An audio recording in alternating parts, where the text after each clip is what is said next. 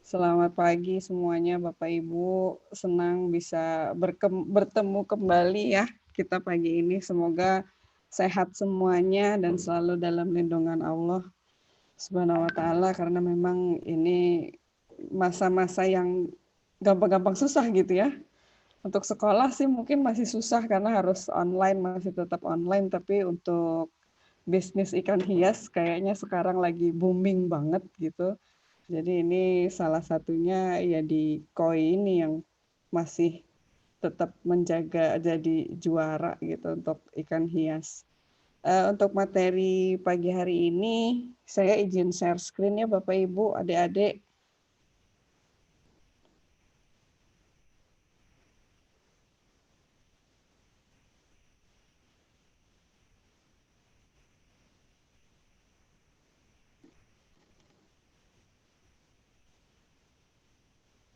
Sudah kelihatankah tampilannya?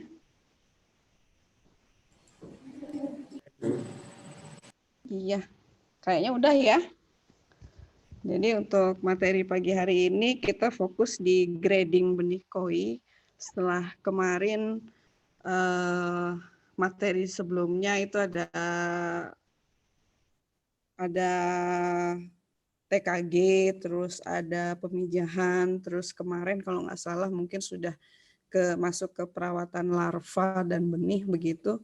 Nah ini grading benih koi ini sebenarnya salah satu bagian dari pemeliharaan benih di ikan koi gitu ya.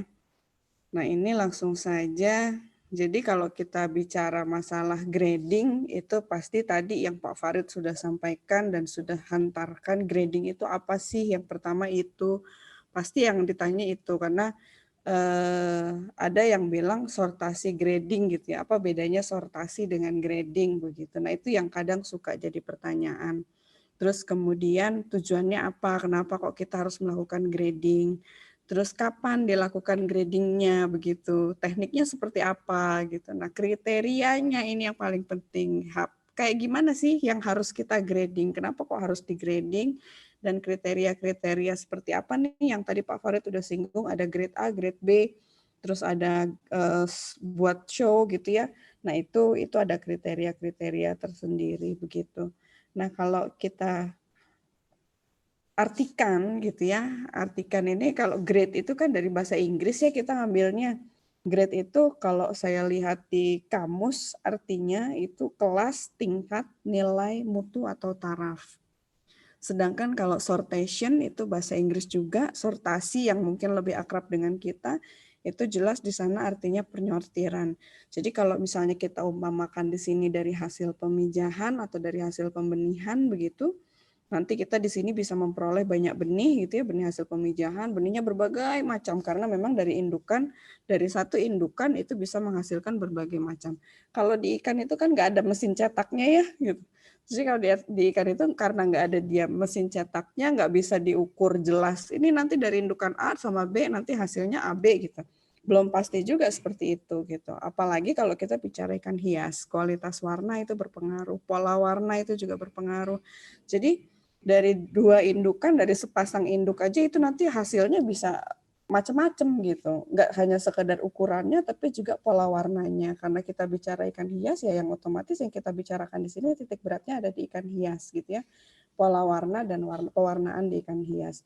Nah kemudian kita grading. Grading itu berarti ya kita sortasi, kita sortir, kita pilih berdasarkan kelasnya atau berdasarkan tingkatannya atau berdasarkan mutunya gitu. Jadi nanti di sini ada koi grade A, koi grade B, ada bahkan di sini nanti yang unggulan juga jadi koi kontes atau benih, kita jadikan dia benih unggul. Kenapa? Ya harus kita pisah-pisah begini karena ya memang nanti tujuannya ke sini. Sortasi grading benih ikan koi ini merupakan suatu kegiatan penyortiran benih koi untuk memperoleh benih atau ikan koi yang berkualitas atau bermutu sehingga memiliki nilai jual yang tinggi. Ujung-ujungnya ya ke hasil ya, hasil penjualan. Nah, tadi juga sudah disinggung sama Pak Farid, kalau memang kalau kita main di ikan hias itu memang keuntungannya ikan hias itu nilai jualnya tidak berdasarkan bobot atau ukuran, tapi berdasarkan keindahannya, berdasarkan kecantikan warnanya, berdasarkan pola warnanya. Jadi yang dijual dia nilai satuan itu punya arti gitu. Satu ekor ikan koi itu masing-masing punya arti. Nah, bagus enggaknya itu ada standarnya ternyata. Nah, itulah nanti yang akan kita jadikan kriteria grading gitu. Nah, jadi kalau misalnya kita mau bicara masalah gimana sih grade ikan, grade koi yang A, gimana yang grade B, gimana yang koi kontes, gimana yang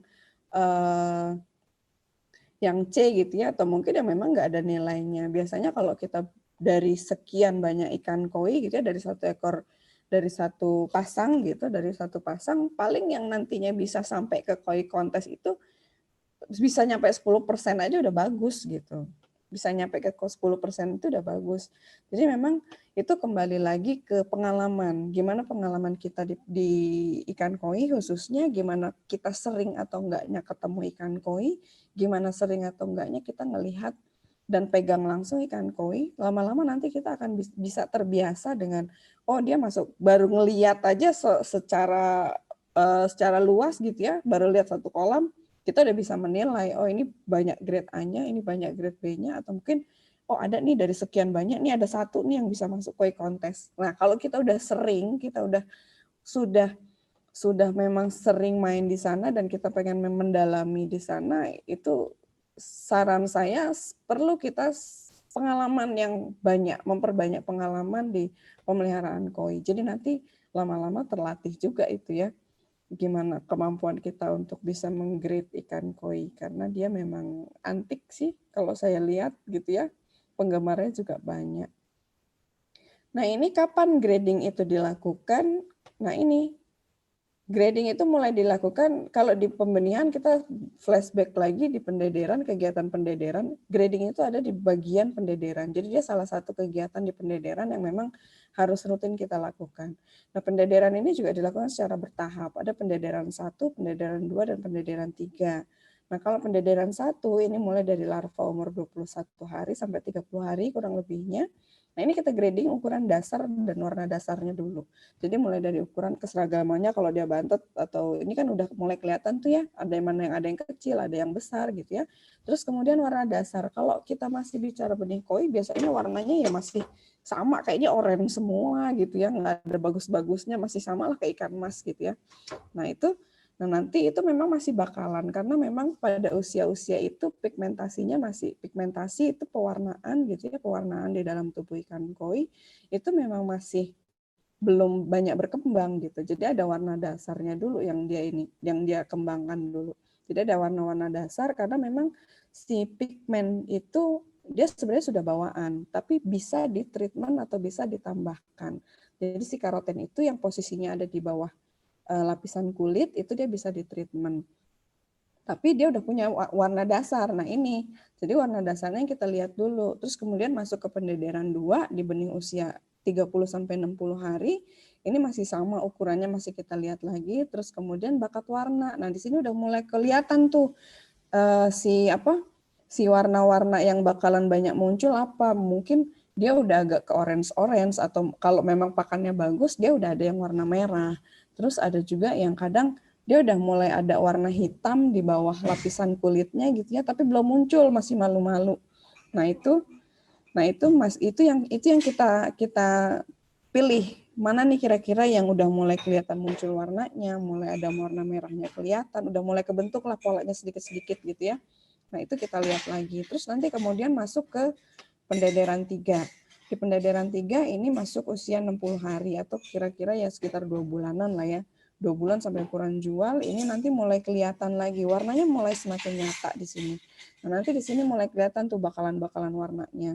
Jadi bakalan-bakalan warnanya dia udah mulai kelihatan, polanya dia udah mulai kebentuk, meskipun itu masih calon, gitu ya, calon warna.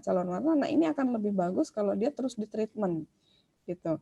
Dia ditreatment terus dengan pakan, dengan lingkungan yang baik, gitu ya. Karena biasanya di usia-usia ini kan kadang dipeliharanya masih di kolam tanah ya. Untuk usia-usia ini masih di kolam tanah beberapa. Nah, kenapa kok ada bagusnya juga di kolam tanah? Karena di kolam tanah itu kan kita menyiapkan pakan alami. pakan alami yang ada di situ, entah itu chlorella, entah itu spirulina gitu ya, secara alami yang kita sudah siapkan, kita tumbuhkan di sana. Nah ini sebenarnya supporting untuk warna benih di ikan koi. Jadi dia mulai semakin masuk tuh warnanya. Terus kalau di kolam tanah tuh biasanya kan dia langsung terpapar dengan sinar matahari. Nah itu juga bisa salah satu cara untuk treatment ke warna ikan koi. Nah, itu pendederan. Nanti ini masih berlanjut lagi nih sampai ke pendederan 4 sampai dia masuk ke pembesaran gitu ya. Itu terus di grading. Jadi secara berkala dia di grading. Paling enggak ya 2 minggu sampai 1 bulan sekali lah dia bisa dilakukan grading untuk pemilihan warna. Kalau terlalu sering kasihan juga ikan koinya. Jadi mendingan kalau memang kita sudah memisahkan gitu ya, memisahkan hasil grading itu kita pisahkan di wadah-wadah tersendiri mana yang kualitas bagus, mana yang kurang. Nanti di-keep lagi, disiapkan lagi. Nanti yang memang kita kira-kira kita keep, ini kayaknya bakalan bagus nih gitu ya. Nah itu wadahnya kalau bisa mulai dipisahkan. Jadi nanti kalau kita mau grading lagi, kita nggak harus turun lagi, diubek-ubek lagi gitu kolamnya. Di kursus satu. Kegiatan pendederan. Terus kemudian ini proses pendederan. Proses pendederan ini kalau kita singgung lagi nih ini ya, proses pendederan itu ada di kolam tanah, bak beton, bak fiber, dan bak terpal. Ini yang bisa kita lakukan biasanya. Nah ini boleh, monggo mau pakai bak tanah juga bagus, bak beton juga boleh, bak fiber juga bagus, bak terpal juga nggak masalah. Yang penting menyesuaikan dengan tingkat kepadatannya. Jadi ukuran ikan koi yang kita hasilkan, kita pelihara disesuaikan dengan kepadatannya. Terus kemudian kita tebarkan larva atau burayak, ini sebaiknya dilakukan sore atau pagi hari. Termasuk kalau kita mau grading, itu sebaiknya memang dilakukan di pagi atau sore hari. Kenapa? Karena memang pada saat proses kita perlakuan untuk pemilihan atau penebaran itu kita upayakan di saat suhu dan lingkungan itu dia posisinya nggak terlalu panas gitu.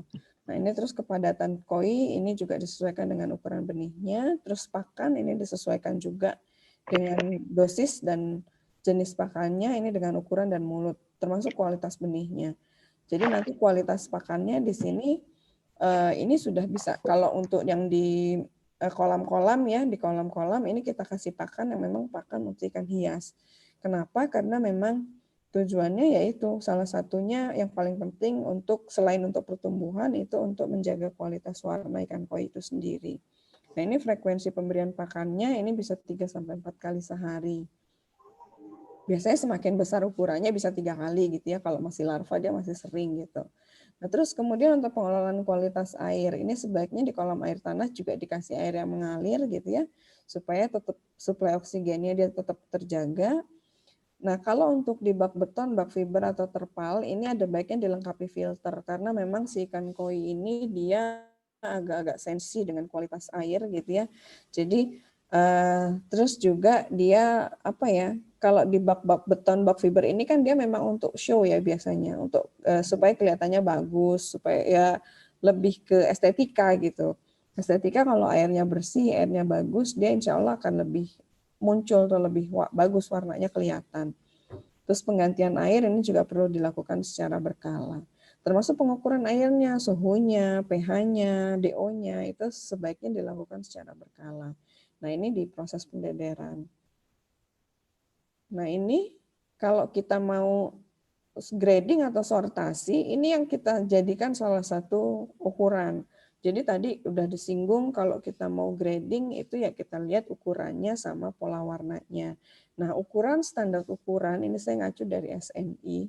Nah ini umurnya ikan itu segini. Jadi mulai dari larva umur 7 hari, terus kebul dia 20 hari, masuk ke putihan 40 hari, belok sampai ke sangkal. Ini kalau di ikan mas karena dia sama-sama Cyprinus ya, jadi saya mengacu dari sini. Nah ini kita jadikan, bisa kita jadikan salah satu patokan untuk kita melakukan grading. Jadi selain kita mau ngambil ukurannya, di sini kita lihat dari panjang total, ini bisa 1 sampai 3, terus 3 sampai 5, ini kita jadikan patokan untuk ukuran atau ukuran standar yang memang sudah ada standar bakunya. Termasuk untuk bobot. Jadi kita perhatikan juga pertumbuhan si ikan ini bagus atau enggak. Kalau pertumbuhannya bagus, berarti dia pakannya bagus gitu. Kalau dia pertumbuhannya bagus, insya Allah dia akan support ke warna. Karena memang kalau si ikan yang stres itu biasanya warnanya dia nggak mau muncul. Jadi kalau kita pakannya kurang, itu dia nggak mau muncul warnanya, dia stres. Nah ini kita jadikan standar, kita usahakan kita ngikutin ini aja nih. Jadi kita cek nih untuk panjangnya seperti apa, bobotnya bagaimana, terus keseragaman ukuran, ini ya 90% ini berarti pertumbuhannya bagus. Nah, untuk keseragaman warna, ini karena di ikan mas ya, jadi diharapkan seragam. Kalau di ikan koi ini nggak bisa kita pakai. Jadi keseragaman warna kalau di ikan koi ini kita bisa sortasi lagi sesuai tadi grade-nya. Dia A, B, atau C, atau bagaimana. Nah ini keseragamannya pasti sangat beragam karena kita di sini ngelihat pola dan coraknya. Kalau di ikan mas ini nggak masalah, 100% warnanya seragam semua. Nah awalannya mungkin seperti ini. Keseragaman warna untuk larva ikan koi juga hampir semua 100% kayaknya sama semua itu gitu ya. Kalau kita nggak biasa gitu ya. Nah, terus kemudian kebul ini mulai beragam warnanya, mulai kebentuk warnanya. Nah kalau di ikan koi di usia-usia segini nih udah mulai nih warnanya udah mulai muncul nih, ukuran 35 nih udah mulai bakalan-bakalan tadi dia udah mulai muncul. Yang hitam masih samar-samar, ada yang udah hitamnya nyata gitu ya, merahnya juga ada yang masih malu-malu, masih orange gitu ya. Ini di usia-usia segini ukuran 3-5 nih dia biasanya udah mulai agak kelihatan, mulai beragam gitu. Yang tadinya mungkin orange semua gitu ya. Nah ini di usia putihan ini dia sudah mulai muncul spot-spotnya gitu, udah mulai kelihatan. Kita udah mulai bisa membedakan. Terus nanti masuk ke ukuran belok 58 ini juga udah mulai kelihatan polanya atau patternnya gitu ya, itu udah mulai kelihatan. Mana yang kira-kira bagus, mana yang masih nanti diharapkan, oh dia nanti ada warna hitamnya nih masih di dalam, nanti bisa muncul lagi, tungguin aja gitu kan. Ada yang seperti itu. Nah ini biasanya di sini di panjang 8 sampai 12 ini sudah mulai sudah semakin jelas. Jadi si pola warna dia semakin jelas. Kalau merah dia udah mulai muncul merah. Tinggal itu nanti batasan antara merah dan putih misalnya ya kalau di Kohaku batasan merah dan putihnya, batasan hitam sama merahnya atau batasan hitam dengan putihnya itu dia terpola nggak, bagus nggak gitu. Nah itu yang semakin kita bisa ngelihatnya semakin kejelasan patternnya itu. Jadi di usia-usia 5-12 ini kita udah mulai bisa membedakan mana yang ini kayaknya bagus, ini kayaknya enggak gitu ya. Nah di situ itu mulai kelihatan di 8-12. Karena kalau saya nggak salah ukuran 15 cm itu juga udah bisa masuk ke show ya. Nah itu. Nah jadi itu, Waalaikumsalam. Itu di keseragaman. Di keseragaman. Nah kalau keseragaman gerak ini akibat rangsangan dari luar. Jadi kalau kita kasih ini kita akan mengecek kesehatan ikannya, kesehatan benih itu dari keseragaman gerak.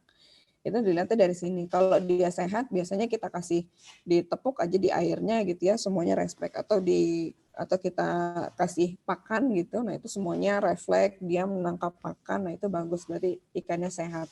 Nah ini untuk keseragaman gerak melawan arus. Biasanya kalau kita seleksi benih itu kita pusing dulu ya, dipusing airnya diputer, dia bisa ngelawan arus atau enggak. Kalau dia bagus itu juga berarti ikannya sehat. Nah ini semakin ke sini dia semakin besar, semakin tinggi karena memang energinya si ikan juga semakin kuat gitu ya untuk melawan arus. Nah itu kalau proses pendederannya. Terus kemudian untuk proses produksi di dalam kolam, ini karena kita kalau di koi itu banyaknya di kolam gitu ya. Ini untuk standar untuk pemeliharaannya. Jadi penggunaan pupuknya seperti apa, kapur seperti apa, benihnya, ini ukuran-ukuran benihnya, terus pada tebarnya nih. Nah ini yang penting. Semakin besar ukuran ikannya, semakin kecil pada tebar untuk ikannya. Jadi yang tadinya dia, kalau dia masih kebul, dia ukuran 0, belum ada 1 cm, dia masih bisa 100 ekor per meter persegi, semakin dia besar, atau masuk ke usia 5-8 cm, itu sebaiknya pada tebarannya juga semakin dikurangi. Nah ini juga salah satu tujuan kenapa supaya pertumbuhan si ikan koi itu sendiri tidak terganggu. Terus kemudian kalau pertumbuhan dia tidak terganggu, pakannya dia cukup, kembali ke sana. Dia nggak stres, dia tersupport dari lingkungan, dia ada support dari pakan. Insya Allah permunculan warnanya juga akan semakin bagus. Nah, ada beberapa yang cerita, kita pernah ngobrol-ngobrol gitu ya.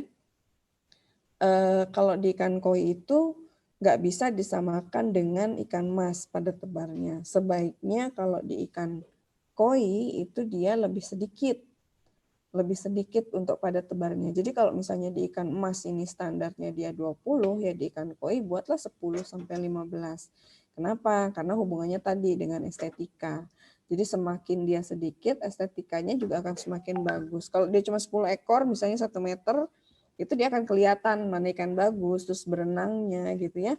Nah itu juga akan kelihatan seperti itu. Kalau ikan mas karena memang kita cari yang ya kita carinya bobot ya, kita melihara kan ekonomis, hitungan ekonomisnya semakin padat dia sehat itu menghasilkan gitu ya. Nah ditimbang aja gitu langsung. Tapi kalau di ikan koi yang dia dilihat itu kan gerakannya seperti apa di dalam air gitu. Nah itu sebaiknya memang di bawah standar si ikan mas. Jadi kalau misalnya ini saya ulang lagi, kalau misalnya di ikan mas untuk ukuran 5 sampai 8 ekor itu bisa 20 ekor per meter persegi, kalau di ikan koi sebaiknya diturunkan separohnya gitu. Nah, terus kemudian untuk pakan atau tingkat pemberiannya ini persen biomasa. Jadi semakin dia besar, ini persentasenya bisa semakin berkurang gitu ya. Untuk frekuensinya yang tadinya 2 kali, sekarang jadi 3 kali, ini standar gitu. Nah, terus kemudian untuk panen, waktu panen atau ini waktu pemeliharaannya ini kurang lebih 15 hari kalau masih kecil, terus 20 hari, 30 hari. Nah, ini bisa kita jadikan standar. Jadi kalau di sini sebulan sekali malah ya, kalau di ikan mas itu sebulan sekali untuk sortir. Karena memang dia yang dikejar ukurannya, pertumbuhannya. Tapi kalau di ikan koi ini juga bisa. Kalau misalnya kita punya banyak, ya udah cukuplah sebulan sekali. Ini juga masih relatif aman gitu ya. Daripada tiap seminggu sekali kita sortir gitu ya. Kasihan juga stres ikannya nanti. Kecuali kalau memang ada yang mau milih. Nah itu tadi, kalau kita mau memelihara ikan koi, kalau bisa diusahakan wadahnya, kalau memang sudah siap jual gitu ya, kalau bisa wadahnya jangan terlalu lebar. Kalaupun toh kita pakai kolam tanah gitu ya, itu di usia-usia benih yang memang kita siapkan dia untuk jadi ukuran tertentu gitu ya. Sebulan sekali itu cukup sortirnya. Tapi kalau memang kolamnya kita mau jadiin sekalian untuk show gitu ya, untuk penjualan gitu, nah itu kalau memang untuk penjualan ya jangan terlalu besar supaya kita gampang, jadi si ikan juga nggak stres karena kita ubek-ubek terus gitu. Seminggu sekali kita ubek-ubek, bayangkan gitu ya, pusing deh tuh si ikan gitu ya. Nah, terus kemudian sintasan, ini persentase kehidupannya, ini kalau makin besar dia karena dia makin kuat juga, jadi dia bisa bagusnya ya sekitar 80% gitu. Semoga sih nggak ada yang mati gitu ya, sehat semua. Nah ini penting nih. Nah, terus kemudian ukuran ini tadi sama standar. Jadi kalau udah ukuran segini, kita udah bisa treatment pakannya, kita udah bisa treatment lingkungannya. Karena ini udah mulai laku dijual nih. Dari ukuran 58 sampai ini nih, belok sama sangkal nih udah mulai laku dijual nih kalau ikan koi gitu ya. Kalau yang bagus-bagus dia udah bisa kelihatan nih. Bakalan di umur ukuran segini ini udah kelihatan. Oh ini nantinya bagus gitu ya. Nah tinggal nanti kita mau pelihara dia sampai umur berapa. Kalau memang kita mau besarkan dengan harga yang lebih tinggi, nggak masalah gitu ya, silahkan.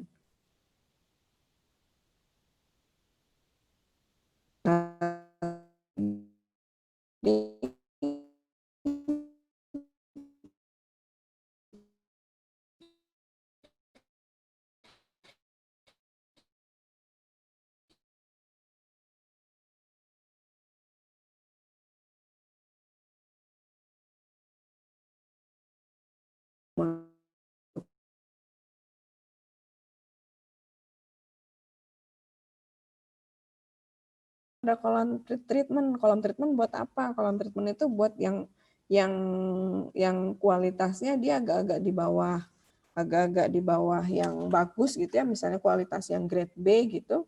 Nah ini kita masukin kolam treatment lagi. Kolam treatment ini nanti kita treatment pakannya, kita treatment kualitas airnya supaya warnanya nanti bisa muncul lagi, bisa bagus, bisa lebih bagus gitu ya. Nah itu kita kolam treatment dulu. Jadi kalau yang misalnya kolam display ini yang untuk siap jual, kolam treatment ini yang kita belum dulu deh, nunggu dulu nih warnanya, kita mau treatment dulu biar keluar gitu misalnya. Terus apa nanti untuk proses pemilihan, seser, baskom ini standar lah ya kalau kita mau treatment. Untuk penanganan benih ini sebaiknya dipuasakan dulu benihnya sehari sebelum. Terus kemudian pasti dikurangin airnya supaya kita juga nggak repot nanti ngambil ikannya. Terus diserok secara perlahan. supaya dia nggak stres juga. Nah, kemudian nanti baru dimasukkan ke wadah HPA atau wadah penampungan. Nah, disinilah kita lakukan proses sortasinya. Yang kita lihat pertama pasti kesehatannya, terus ukurannya, dia seragam apa enggak, terus kemudian warna dan pola warnanya. Warnanya udah bagus belum, polanya udah kebentuk belum. Ya, itu yang kita lihat nantinya. Terus kemudian dari hasil sortasi grading kita data benihnya, karena ini kepentingannya untuk kita proses pembelajaran ya kita data pasti. Orang jualan aja di data berapa dapat grade A-nya, berapa dapat grade B-nya gitu ya. Dihitung yang berdasarkan kualitasnya, terus pertumbuhannya kita hitung juga. Nah, kemudian dihitung kebutuhan pakannya. Jadi kalau misalnya tadi ada dosis pakan dan frekuensi pemberian pakan hubungannya ke sana. Oh, berarti kalau misalnya berat totalnya sekian, saya harus kasih pakan sebanyak berapa gram gitu ya.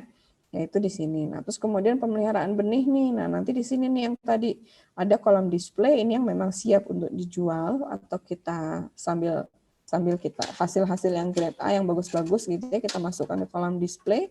Terus kemudian untuk yang kolam treatment ini kita lakukan treatment pakan untuk meningkatkan kualitas warnanya. Sekarang udah banyak dijual pakan-pakan koi untuk ikan hias gitu ya, yang memang dia bisa supporting ke warna. Atau kalau mau kita bikin sendiri juga bisa dengan penambahan spirulina misalnya, atau kita kasih tambahan chlorella, atau mungkin juga kita kasih karopil pink gitu ya. Nah, kalau ada yang sintetis, ada yang alami.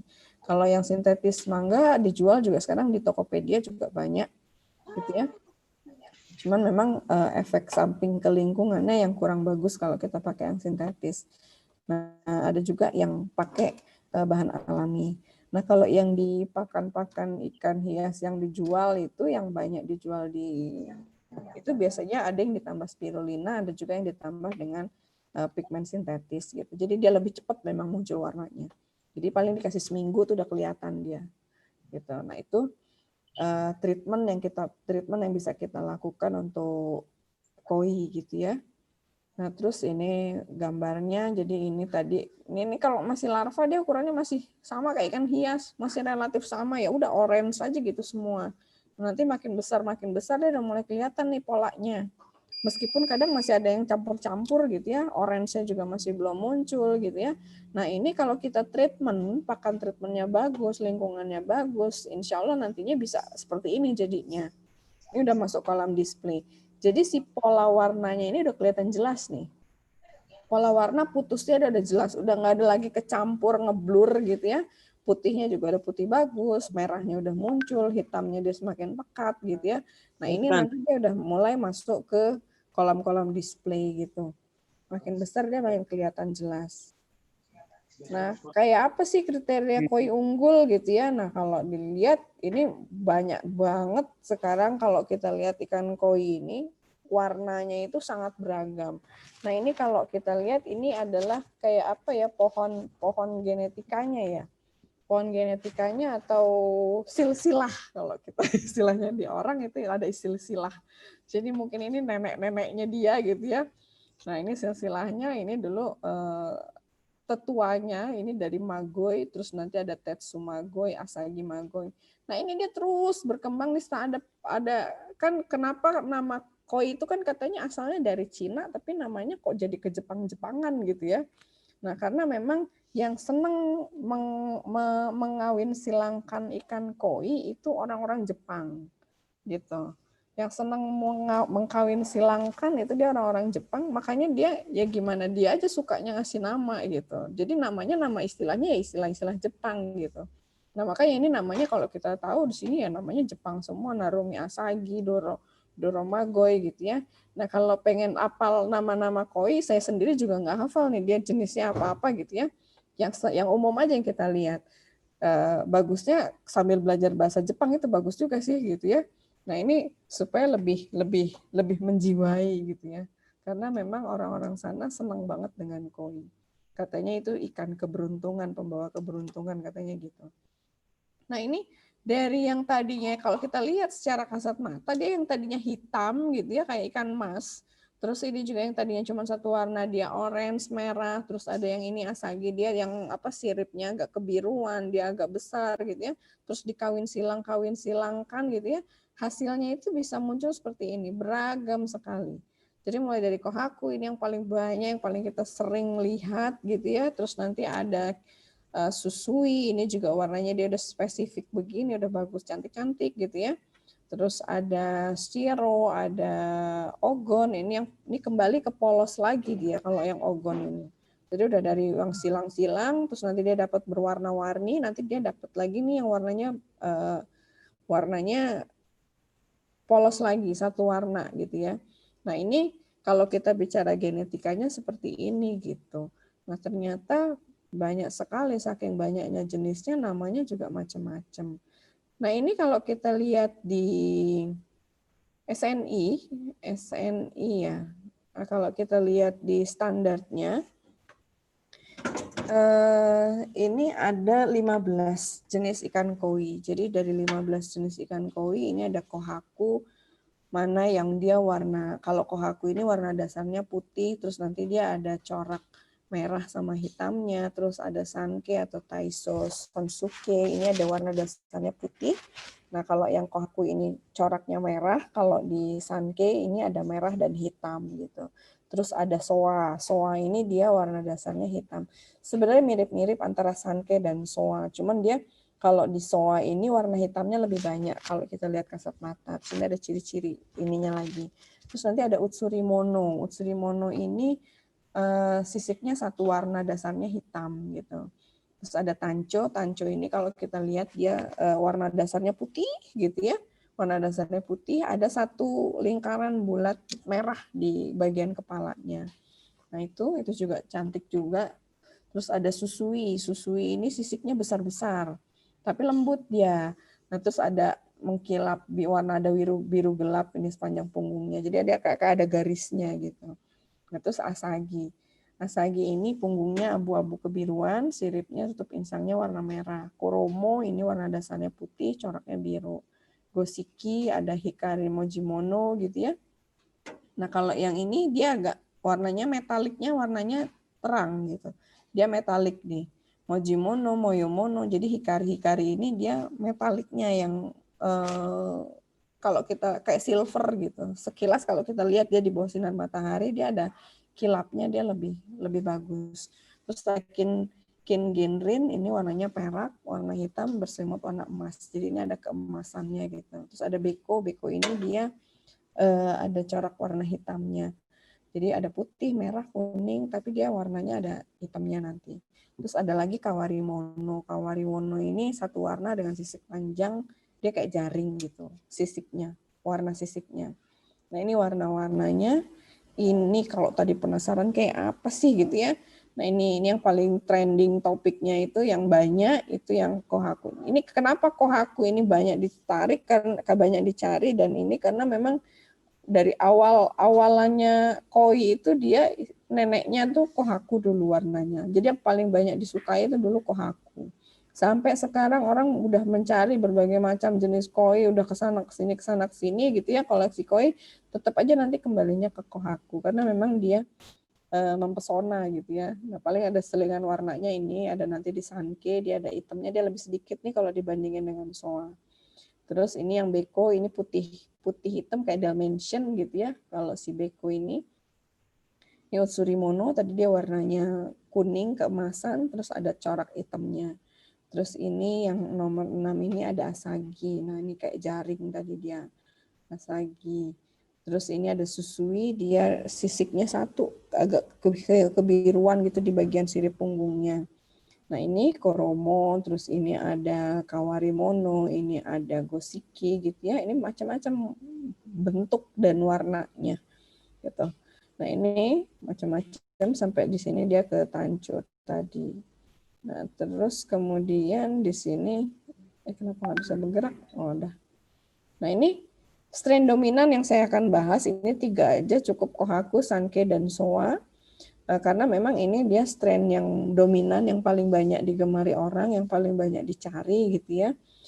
Umum lah gitu. Ini yang umum, ini ada kohaku, sanke, dan koa. Kalau yang lain nggak umum karena memang belum tentu, belum terlalu banyak orang yang suka gitu. Jadi ada kelas-kelasnya sendiri nanti.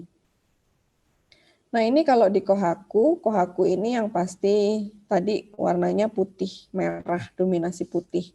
Jadi ini dia strain tertua dari ikan koi. Bentuknya yang pasti kalau kita cari yang bentuk badannya itu proporsional seperti torpedo. Jadi dia ini hasil kawinan atau persilangan dari Magoi dan Shirogoi.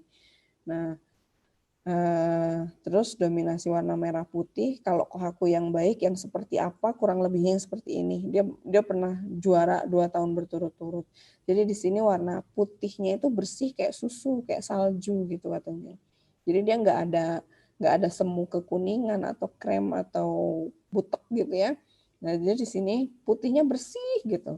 Putih bersih, terus ada corak merahnya atau hi kita kenalnya ya, bahasa Jepangnya hi itu dia pekat. Jadi dia merahnya tajam, nggak pudar. Jadi merahnya di sini warna merahnya dia tajam, tidak pudar. Terus kemudian batas warna atau pattern merah dan putih jelas. Nah ini kalau kita lihat kan jelas dia kayak ada jelas lah pembatasan warna antara merah dan putih itu jelas. Jadi nggak ada yang semburat-semburat atau keluar ke samping gitu deh. Nah itu yang kita hindari. Ini yang masuk kualitas atau grade A gitu ya. Terus kemudian keseimbangan warna merah. Polanya itu merah dan putihnya itu dia 50, merahnya itu sekitar 50 sampai 70, terus putihnya itu 30 sampai 50 dari ujung kepala sampai ujung ekor. Jadi kalau kita lihat di sini kalau dari atas, oh ternyata warna merahnya dia 50 gitu ya kalau ini ya. Jadi 50. Kan ini tuh kayak kanvas sebenarnya. Badannya dia tuh kayak kanvas putihnya. Tapi kita ngelihatnya dari atas sini. Gitu. Nah, terus siripnya bebas dari warna merah. Siripnya juga dia bersih, nggak ada warna merahnya. Nah, terus warna merahnya ini tidak menutupi bagian mata, tidak menutupi bagian telinganya atau sampingnya, operculum gitu ya. Itu tutup insangnya. Nah, ini untuk yang Kohaku yang kualitas bagus. Ini namanya loran. Ini katanya sejarah. Ini salah satu sejarah di ikan Kohaku, dia yang terkenal. Nah, berdasarkan jumlah dan pola warnanya, Kohaku ini dibedakan menjadi 3. Jadi ini bisa kita lihat ada tergantung dari berapa jumlah bercak merahnya. Gitu ya. Ada Nidan Kohaku, itu ada 2 bercak merahnya.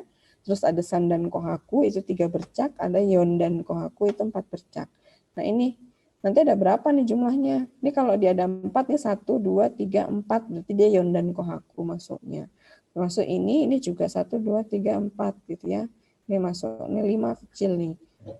Jadi dia dilihatnya dari berapa banyak spot merahnya. Kalau yang ini dia ada 2 nih. 2, 1, 2 namanya Nidan Kohaku. Jadi ada 2 bercak gitu ya. Nah, ini macam-macam juga nih dari pola warnanya. Ada Menkaburi, ini hood pattern. Jadi hood pattern itu dia di bagian kepalanya dia ada warna merah membentuk kayak huruf U gitu. Jadi dia sini ini ada hood pattern, terus ada lipstick pattern karena di ujung bagian bibirnya ini dia kayak ada pakai lipstiknya ada merahnya gitu. Nah ini Inazuma Kohaku. Inazuma itu petir. Jadi dia polanya zigzag gitu. Kalau kita lihat dia polanya zigzag. Nah ini ternyata ada juga saya baca itu dia ceritanya dia menyerupai petir.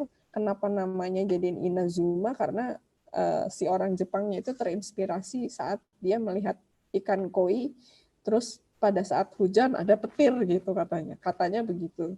Jadi namanya Inazuma Kohaku atau lightning strike pattern. Gitu. Nah ini jadi kesannya kalau kita lihat dari atas dia nyambung polanya petir zigzag gitu. Nah, terus ada lagi Maruten, ini crown on head, jadi dia kayak tanco, satu pola di warna, terus nanti di sananya dia ada coraknya lagi. Nah, ini straight high Kohaku dia merahnya nyambung. Jadi warna merahnya dia nyambung. Nah, ini yang tanco Kohaku ini cuma satu di atas, jadi kayak single crown, dia kayak pakai mahkota gitu ya. Itu satu di bagian atas. Terus ada Doitsu Kohaku, dia ndol-ndol kayak Daryl mention gitu. Ini Nidan Kohaku karena dia ada 2-step pattern, ada 2 pola warna. Kinrin ini karena ada yang mengkilap gitu. Terus ada sisiknya di sini. Itu untuk Kohaku yang kita jadikan warna dasar. Terus ini ada Taiso Sansuke. Taiso Sansuke ini karena dulu punyanya Kaisar Taiso katanya gitu. Terus orang-orang nyebutnya dia sanke gitu ya. Sama ciri-cirinya. Tubuhnya yang kita cari dia yang memang bentuknya torpedo. Terus warna dasarnya dia putih, ada pola merah dan hitam nih. Ada tambahan corak merah dan hitamnya. Hasil persilangan Kohaku dan Shirobeko. Kalau Kohaku tadi kan merah putih gitu ya. Terus kalau Shirobeko ini dia beko itu dia lebih ke dimension putih sama hitam gitu. Jadi yang merah, yang putih merah dikawinin sama yang putih hitam gitu. Jadinya sanke. Udah beda warna lagi kan, beda nama lagi gitu. Nah, berdasarkan letak pola warna hitamnya, ini ada subosumi kalau corak hitamnya di atas putih. Contohnya kayak gini nih. Jadi si corak hitam dia ada di atas putihnya langsung. Terus ada kasane sumi atau si warna hitam itu ada di atas warna merah. Warna merahnya ada di atas putih kayak gini nih. Gitu. Nah, ini terus yang bagus itu sanke yang baik itu kalau di bagian kepalanya dia ada U-turn-nya tadi. Jadi dia ada bentuknya kayak merah. Jadi dia ngacu warnanya itu ke arah warna Kohaku gitu ya. Tadi sama ada 2 pola warna. Nah, nanti sebaran warna hitamnya itu ada di mana? Itu yang menambah nilai dia gitu. Nah, perbandingan warna merah itu 70%, putihnya 20%, hitamnya 20%. Gitu. Terus kalau di sanke itu kuncinya di bagian kepala ini nggak boleh ada warna hitam. Gitu. Di bagian kepala dia bersih cuman putih sama merah, nggak ada warna hitam. Kalau dia ada warna hitamnya, terus dia banyak hitamnya, berarti dia udah masuknya ke soa. Gitu. Terus warna hitam pekat ini atau keunguan, hitamnya bagus, hitamnya pekat keunguan. Nah di bagian sirip, ini siripnya putih, terus ada corak hitamnya sedikit garis hitam namanya tejima. Nah ini yang bikin dia jadi juara. Jadi ini kuncinya di sini. Kalau di sanke dia ada garis putihnya, gitu. Terus, garis hitam maksudnya. Putih, siripnya warna putih, ada garis hitamnya sedikit aja gitu. Itu katanya lebih elegan gitu. Nah ini ciri-cirinya, macam-macamnya sanke ini juga sama, polanya sama. Polanya sama, pola merahnya sama dengan Kohaku. Jadi ada kuchibeni, dan ada lipstick pattern-nya juga nih, si kuchibeni nih. Nah, ini warnanya, penamaannya mirip-mirip dengan Kohaku. Akasanke ini heavy red pattern. Jadi dia merahnya kenceng di sini warna merahnya. Terus ada sedikit hitam-hitamnya gitu. Hitamnya sedikit aja kalau di sanke. Nah, ini di ujung di kepalanya dia nggak ada warna hitam ya. Nah, itu ciri-ciri utamanya kalau dia di sanke selain kalau dia membedakan dengan yang soa. Ini sama, ini crown, ini maruten ini ada kepalanya di sini, ada merahnya. Nah, ini doitsu sanke dia kayak ada U-nya di sini polanya bagus. Nah, ini yang tancho, di sini tancho sanke. Kenapa? Kalau yang merah full badannya putih, dia masuknya ke tancho atau ke kohaku atau tancho kohaku. Tapi begitu dia ada dimensionnya di sini, namanya berubah jadi tancho sanke gitu ya. Nah, itu uniknya kalau di ikan koi. Terus sini ada ginrin sanke, dia juga sama kayak tadi kohaku. Cuman dia di sini ada corak hitamnya, ketambahan hitam. Itu yang sanke. Terus kemudian yang soa. Kalau yang soa sama, yang pertama kita lihat ini yang torpedo, terus kemudian warna dasarnya hitam, bercak merah dan putih. Jadi di sini udah lebih banyak nih warna hitamnya dibanding yang tadi waktu kita bahas tentang sanke. Nah tadi yang di sanke dia nggak ada warna hitam di kepala, kalau yang di soa dia ada hitam di kepala. Nah ini dia kawinan dari Koishiro Utsuri sama Kohaku. Jadi tetap Kohaku dijadikan indukannya. Nah ini komposisi warna seimbang merah, hitam, dan putih. Presentase merah, hitam, putihnya ini 40-40-20. Ini sekarang yang soa itu yang banyak dicari katanya malah yang ya sama rata 30-30-30 gitu. Jadi antara putih, merah, dan hitamnya itu dia sama, seimbang. Terus ada warna hitam di bagian kepala. Nah ini, siripnya berwarna hitam, tidak merah. Nah kalau yang tadi di sanke itu siripnya putih, ada garis hitamnya atau tejima. Kalau yang di soa itu dia siripnya putih, tapi di pangkal siripnya sini dia ada warna hitam. Namanya motoguro. Nah ini yang tadi saya bilang, Inazuma itu dia kayak petir gini, set, gitu. Nah ini sejarah nih katanya. Ini ikan terkenal juga nih. Ini salah satu ikan yang kualitas high grade gitu ya. Ini kualitas high grade ini. Karena katanya susah nyari yang begini. Nyari yang Inazuma ini. Harganya lebih tinggi gitu. Nah, itu kembali lagi tapi ke selera, semakin bagus, semakin nyata warnanya, itu semakin tinggi juga nanti harganya. Nah, ini yang serinya SOA, Cila seri. Nah, ini serinya SOA, ini juga sama pola merahnya, patternnya dia ngikutin Kohaku. Tinggal nanti warna hitamnya itu ada di mana. Hisoa, ini heavy pattern red-nya, ini kenceng dia banyak warna merahnya. Terus ini Kindai Soa atau heavy white pattern, jadi dia banyak putihnya. Ada Tancho Soa sama. Kalau Tancho itu tadi sini ada crown-nya, dia ada kepalanya, merahnya ini di kepala doang, terus di bagian hitamnya ini lebih banyak. Nah, ini ada Maruten Soa sama. Ini juga ini seimbang nih. Antara si hitam, merah, putihnya itu seimbang. Terus sama Doitsu Soa ini dia tadi U-turn gitu. Terus ada Genrin Soa. Ini tiga jenis ikan koi yang memang lumayan banyak dicari orang, banyak digemari orang. Nah, ini kalau kita mau lihat koi lagi yang kenalan yang banyak jenisnya, ini juga macam-macam lagi. Nah, Tancho aja dia macam-macam ya. Ada Tancho Soa, ada Tancho Kohaku, ada Tancho Sanke. Kita di sini kalau kita bandingkan sama semuanya ada pola warna di atas kepalanya warna merah. Kalau dia polos namanya jadi Tancho Kohaku. Kalau dia ada bintik hitamnya sedikit dia Tancho Sanke. Kalau dia banyak jadi Tancho Soa. Terus ada lagi Asagi. Kalau Asagi ini dia tadi kayak jaring dia pola warnanya, siripnya, apa sisiknya. Cagoy dia kuning. Terus ada ini macam-macam. Nah, ini ada Gosiki, ada Utsuri gitu ya. Nah, ini macam-macam, banyak banget modelnya. Jadi monggo nanti kalau ada yang suka iseng, suka ngawin-ngawinin atau mijah-mijahin ikan koi antara jenis apa dengan jenis apa, nanti hasilnya bisa jadi kok dari satu indukan ini hasilnya bisa macam-macam. Ya begitulah ilmu genetik gitu ya. Karena memang DNA RNA-nya banyak yang dia bawa. Nah, ini macam-macam. Bahkan mungkin nanti ada juga dapat yang putih polos gitu ya. Nah, ini terus ini ada Kohaku Genrin, ini yang siripnya apa sisiknya mengkilat. Ini ada Ogon yang dia polos warnanya kuning. Ini juga mirip-mirip dengan Beko tadi. Nah, ini macam-macam jenisnya. Ini ada Goromo. Kalau Goromo dia tumpuk warnanya.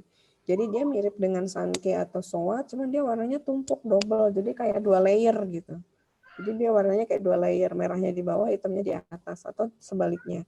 Jadi dia Goromo ini dia 2 layer persis, dia nggak ngebentuk spot baru atau warna baru tapi tumpuk. Nah, terus ini ada Yamato Nishi, ini macam-macam, ini Ogon gitu ya. Nah, ini yang kadang ya itulah ikan hias itu seni ya. Kalau ikan hias itu seni, masing-masing satu ekor ikan itu coraknya itu bisa beda-beda. Jadi dari tadi yang saya bilang satu anakan yang kita peroleh dari satu indukan, satu pasang itu nanti hasilnya bisa macam-macam. Nah, termasuk ini si butterfly koi atau kita kenalnya apa tuh yang slayer yang dia bagus. Kalau saya pribadi saya sukanya yang model-model begini gitu, yang slayer gitu. Nah, itu dari warnanya ini juga nanti bisa macam-macam. Nah, ini ada Doitsu Sonke, ada Kohaku sama Doitsu Soa. Nah, ini salah satu koi unggulan yang harganya satu ekor bisa sampai 203 juta yen atau setara dengan 26 miliar. Kebayangkan satu ekor ikan, ini ukuran panjangnya 80 sampai 100 cm gitu ya. Harganya bisa sampai 20 M. Lumayan ya. Nah, itu tadi treatmentnya juga tapi nggak sembarangan gitu ya. Indukannya juga nggak sembarangan, treatmentnya juga nggak sembarangan. Jadi itu yang sangat menguntungkan kalau di ikan kita melihara ikan hias karena nilainya terutama koi ya, karena nilainya memang yang dibeli ekoran per ekor gitu, nilai jualnya per ekor bukan per kilo. Nah, saya rasa itu materi kita hari ini. Monggo kalau ada yang mau didiskusikan, kalau ada yang saya bisa jawab ya nanti saya jawab, kalau enggak ya nanti kita saling melengkapi. Di sini ada guru pendamping juga ya. Oke, terima kasih Pak Farid. Monggo saya kembalikan. Baik Ibu Widi, terima kasih atas materinya. Untuk rekan-rekan semua diberi waktu 5 menit untuk tanya jawab karena waktu kita sudah mepet ya. Oh iya ya. Silahkan ya yang mau bertanya. Assalamualaikum Bu, izin bertanya. Iya, monggo Pak Dwi. Oke, terima kasih Bu ya. Oh iya, mau tanya Bu, mungkin ada treatment khusus untuk mensortir ikan jenis Kikokuryu Bu. Koi jenis Kikokuryu. Itu kan saya punya, ya, itu saya punya di rumah. Itu kemarin kan warnanya kok sering-sering berubah ya Bu. Itu caranya gimana menanganinya? Apa terkait dengan pH air atau gimana gitu? Iya Pak, langsung jawab aja ya Pak ya. Oke, terima kasih. Jadi memang kalau itu ukuran berapa Pak kalau boleh tahu? Ukuran 20 cm kan Bu? Oh, udah 20 besar cm. ya? Iya. Jadi memang gini Pak, pertama dilihat dari lingkungan ya. Lingkungan itu kan dari kualitas air. Si warna ikan itu kan sebenarnya pigmennya dia udah punya nih dasarnya. Tapi memang dia bisa berubah-berubah warna ikannya Pak. Nah, kenapa kok dia bisa berubah-berubah? Bisa jadi karena dia stres. Itu tingkat pertama. Jadi stres ikan itu bisa berpengaruh terhadap perubahan warna ikan. Kenapa? Karena si stres itu hubungannya sama hormon. Begitu hormon stresnya dia muncul, si warna itu dia akan semakin, yang akan keluar itu kalau nggak si warnanya dia memudar, warna hitamnya nanti muncul. Itu salah satu ciri kalau ikan stres. Dia akan memunculkan warna pigmen hitam itu lebih menang kalau dia stres. Jadi dia menyerap warna merahnya dia turun gitu ya. Nah warna hitam itu dia akan makin meningkat.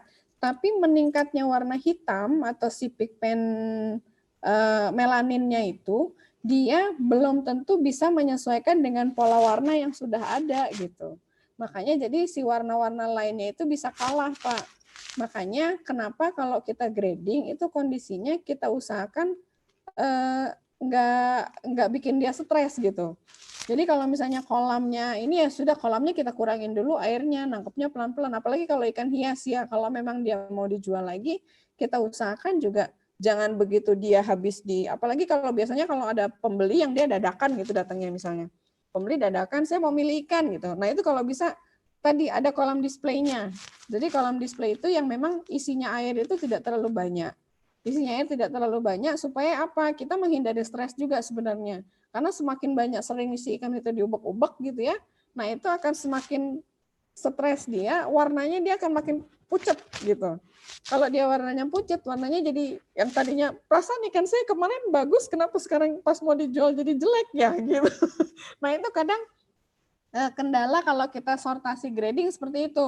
Ikan saya kemarin bagus-bagus, kenapa kok sekarang ini? Nah itu makanya kenapa sebisa mungkin kita siapkan kolam display. Itu kalau kita mau main di ikan koi. Jadi ada kolam display yang memang kita siapkan khusus, terus suasananya santai, pagi atau sore kita proses gradingnya gitu ya. Nah itu, terus kemudian itu terkait sama hormon ya Pak. Si hormon stres itu kan memang kondisinya bisa berubah-berubah.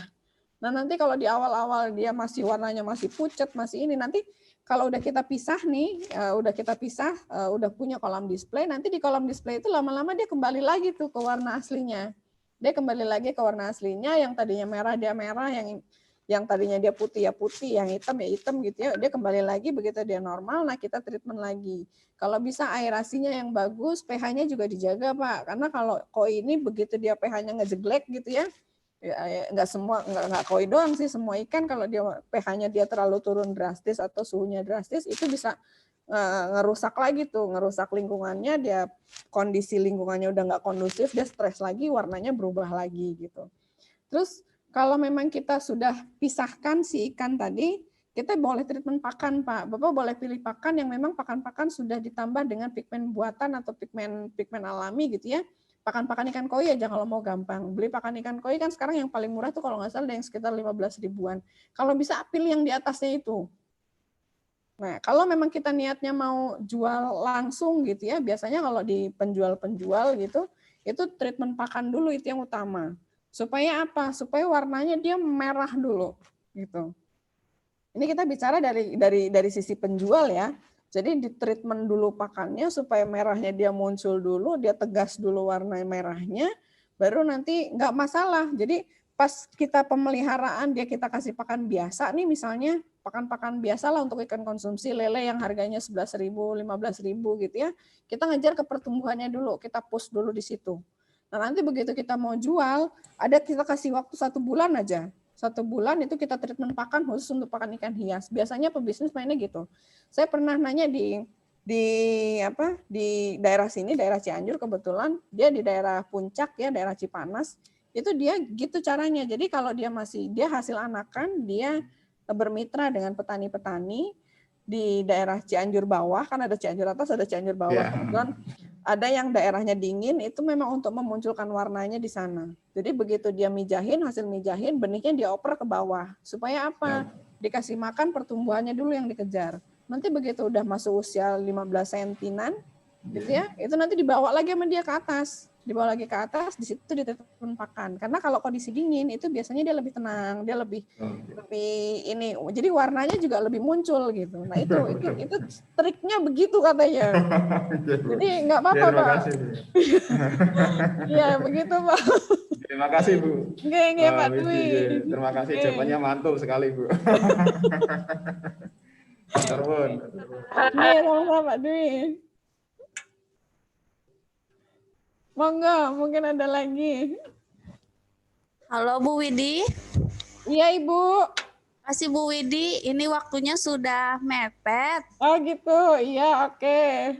Diskusi di grup, dilanjutkan di grup ya Bu Widi. Nggih, monggo, iya. Terima kasih, Bu. atas materinya.